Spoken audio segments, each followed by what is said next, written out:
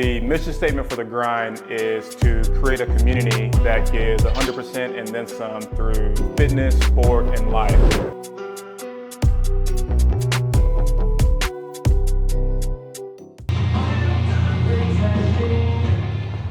Yo, what's up guys? We are back in the garage. It is Wednesday morning, February 5th. No, it is March 5th, 2025. And we just had a crazy thunderstorm here in North Dallas. And things were crazy. I lost my trash cans, found those yesterday, and it's just been a huge shift in the weather. But we're back in the garage and we're about to get in a morning training session. So today's workout is gonna be mostly CrossFit based, more functional in nature. We're gonna do something pretty quick, about a 40-minute WOD. So we're gonna do a 40-minute running clock of a 15 cal ski, 10 deadlifts at 185, and then a 15 cal row.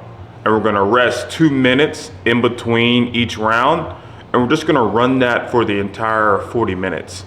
I think this is a workout that's going to, thoroughly engage the posterior chain from the ski and the deadlift with a very strong cardiovascular component between the skier and the rower. So for me right now, without running, I've had to rely on more ergonomic based machines to improve my cardiovascular performance, maintain some form of aerobic threshold so that when I return to running, that I'm not starting from baseline or starting from zero. So it's been a challenge over the last couple of weeks, but at the same time, I'm happy that, because of my level of fitness up until this point, I'm still able to train at a high level while recovering or rehabbing an Achilles strain. So let's get into it.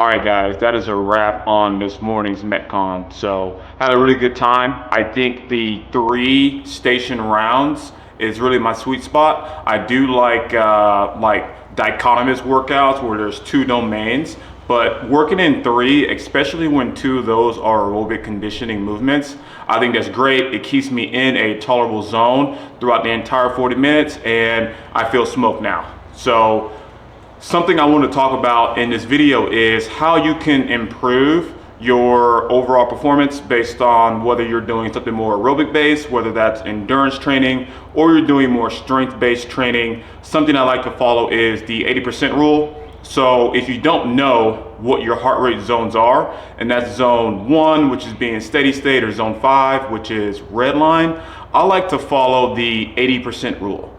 So with the 80% rule, it simply says that no matter what I'm doing on a daily basis, I am not gonna go above 80% of my total max heart rate, right? So if you know, let's say lifting 315 is 100% for you, that's a 10 out of 10 RPE scale, that's zone 5, that's like your max, okay? Let's go 80% off of that and maintain a threshold that we can endure an entire workout with, right? And then over time, that 80% will decrease, but your output will increase, right? And if you haven't done a true heart rate test, blood lactate test to really understand where your zones are at, or you haven't done a max, or you don't understand where your like top numbers or PRs are at, I highly recommend the 80% rule. I use it day to day and RPE because I simply don't need to know what my max squat is on a daily basis. Now, if you are one of those people that you do want to know your squat max, you do want to know all your max PRs on all your lifts, all that does is further inform your training and gives you data points to program off of. All right? Hey guys, again, I hope that was helpful. As always, the grind continues, and I'll see you in the next one.